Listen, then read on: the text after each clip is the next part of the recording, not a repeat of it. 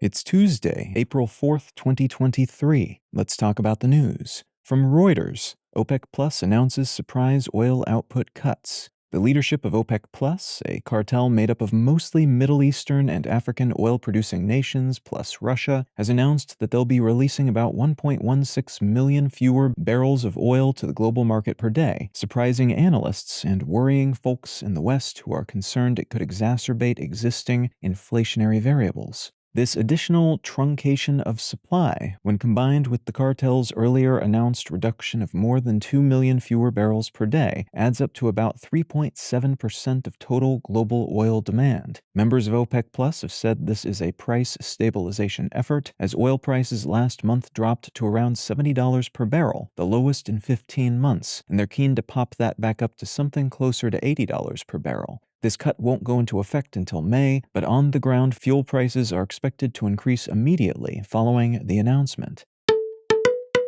From the New York Times, Fox News suffers major setback in defamation case. Last Friday, the judge in a case brought by Dominion, which makes voting equipment, against Fox News, decided that the case can go to trial, which will allow a jury to decide whether the folks who run the network and host the shows knowingly spread false claims about the 2020 U.S. presidential election, which in turn defamed Dominion.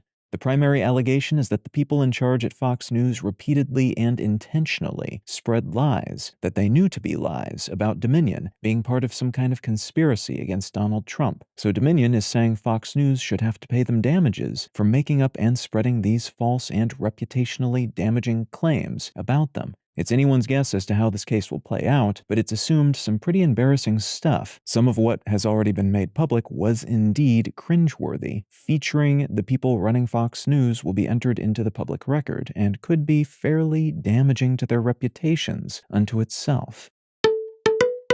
And from BBC News, Paris votes to ban rental e-scooters. Nearly 90% of votes cast in a Parisian election over the weekend favored a ban on rental electric scooters in the city, though only about 8% of eligible voters cast a ballot.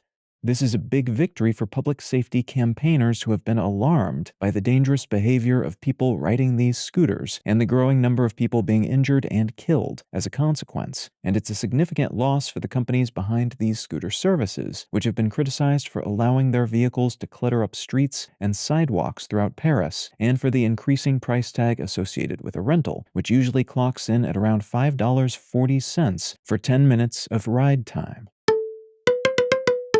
If you're finding some value in One Sentence News, consider leaving a quick review wherever you get your podcasts and/or sharing the show with a friend. You can find out more about this show or subscribe to the email version at onesentencenews.com. And you can support this and other related projects, like the Let's Know Things and Brain Lenses podcasts, at understandery.com.